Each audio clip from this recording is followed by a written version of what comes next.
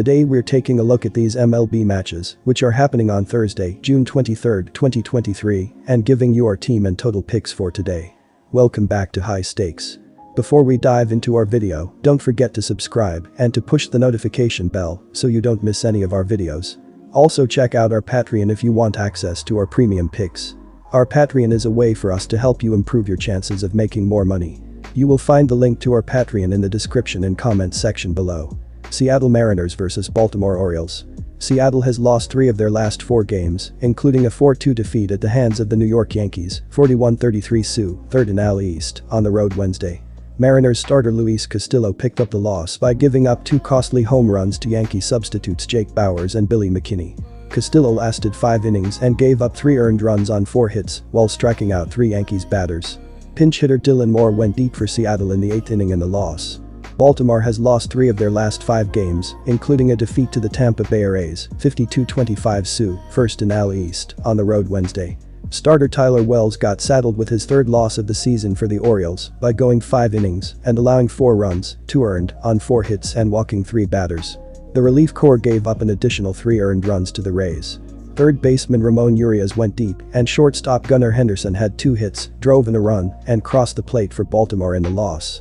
Seattle has a strong history of winning at Camden Yards, and they have hit especially well there in recent years. They have won 4 out of 6 games played at Camden over the past 2 seasons, and they hit a robust .300, with a .455 slugging percentage during their 3 games set there in 2022. They also scored 7 runs or more in 2 of those wins. Gilbert has also been successful on the road this season, going 3-1 over 8 starts. He has a career record of 8-1 with a 3.16 ERA in 18 road starts. The Mariners' pitching staff as a whole has been trending upward recently, compiling a 2.88 ERA over their past 3 games. Based on these factors, I believe that Seattle is the most likely team to win this game. I recommend taking Seattle with the run line. All 3 games between these 2 teams at Camden Yards last season went over the run total, with a total of 34 runs scored. Both teams are sending pitchers to the mound who have struggled recently. Gilbert has a 5.28 ERA over his past 3 starts, and the Orioles starter has an ERA over 7 overall and over 9 on the road this season. Seattle has gone over the run total or pushed in 3 of Gilbert's previous 4 starts, and Baltimore has gone over the run total in Gibson's last 2 starts at home. The Orioles are in the top 10 in the league in runs scored per game, and they also rank high in slugging percentage. This suggests that they are capable of scoring quickly in bunches. Seattle's pitching staff gives up a full run more on the road than they do at home on average this season. Baltimore has gone over the run total in 3 straight games and 4 of their last 5. Based on these trends, it is likely that this game will be a high-scoring affair. Oakland Athletics vs Toronto Blue Jays.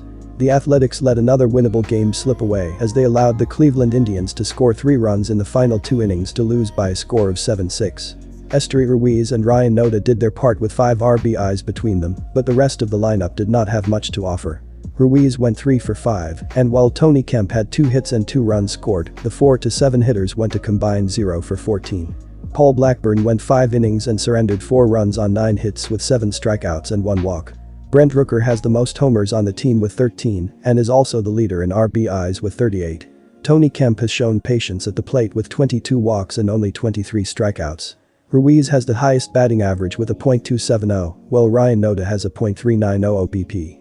Brent Rooker is the only player on Oakland to have an over .475 slugging percentage and an .825 OPS. Zach Jackson is the highlight among the pitchers for the Athletics, earning 19 appearances out of the bullpen and giving up only 5 earned runs. None of the starters have below a 6.00 ERA for the Athletics, except for J.P. Sears, and Richard Lovelady has arguably been the best bullpen option for Oakland. Toronto won their most recent contest against the Miami Marlins by a score of 6-3. Everyone except for Vladimir Guerrero Jr. and Dalton Varsho had a hit, and George Springer had 2 hits with 2 RBIs. Matt Chapman and Kevin Biggio also had a pair of hits each, while 5 different players recorded an RBI. Kevin Gausman had another great performance, giving up only 3 earned runs in 6 innings for a quality start.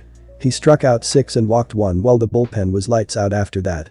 Bichette is leading the team in home runs and RBIs, with 14 homers and 46 RBIs.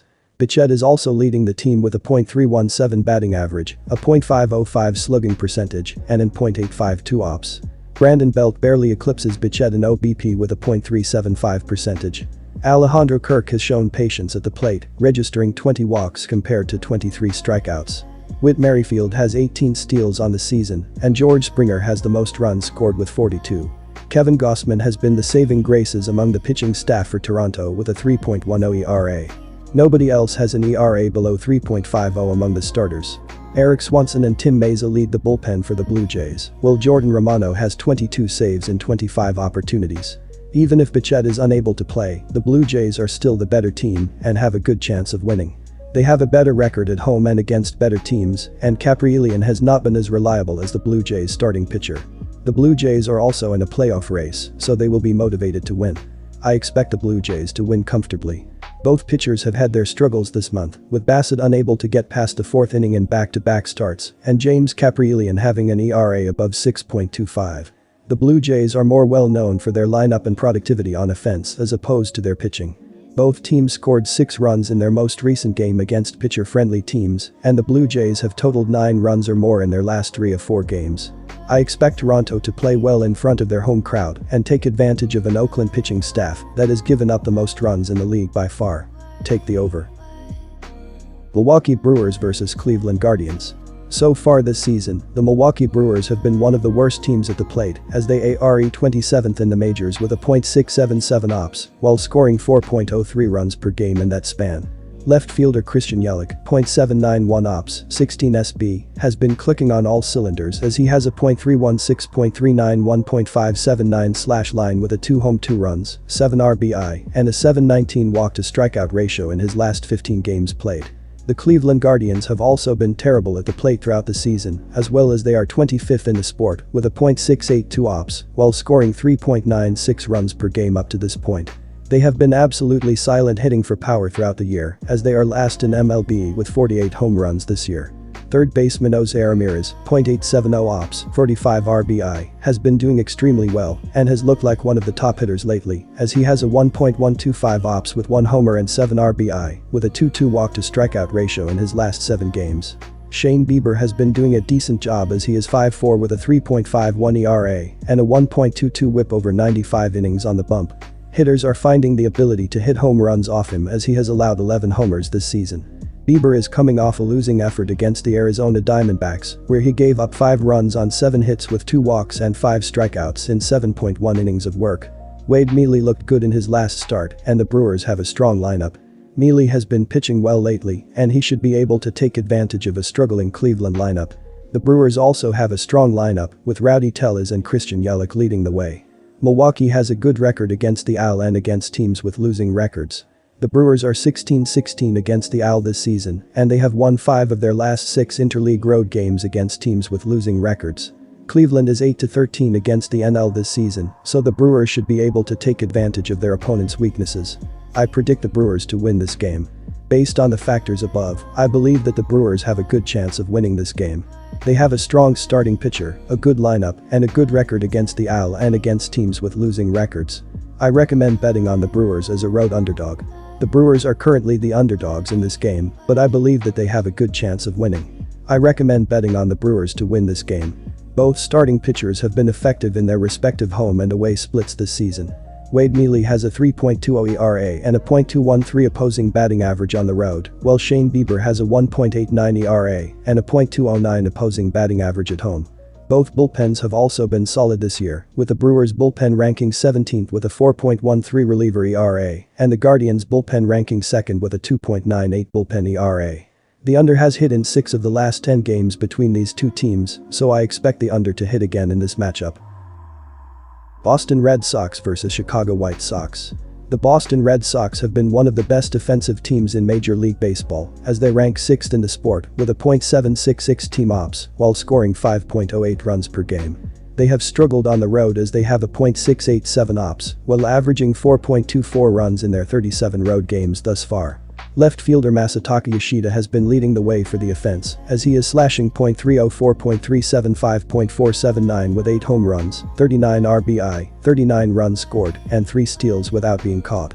The Chicago White Sox have been absolutely brutal at the plate this season as they are 26th in MLB with a .681 ops while averaging 4.09 runs per game. They have been better offensively at home this year as they have a team line of .250, .308, .403 while scoring 4.19 runs in their 37 home games. Center fielder Luis Robert has been hot this year as he has a .855 ops with 18 homers, 38 RBI, 48 runs scored, and 4 steals on 5 attempts. Both starting pitchers have been solid in their respective home and away splits this season. Mealy has a 3.20 ERA and a .213 opposing batting average on the road, while Bieber has a 1.89 ERA and a .209 opposing batting average at home. Both bullpens have also been effective, with the Brewers' bullpen ranking 17th with a 4.13 reliever ERA and the Guardians' bullpen ranking 2nd with a 2.98 bullpen ERA. The under has hit in 6 of the last 10 games between these two teams, so I expect the under to hit again in this matchup. The starting pitchers in this game have been very effective on their respective home and away splits.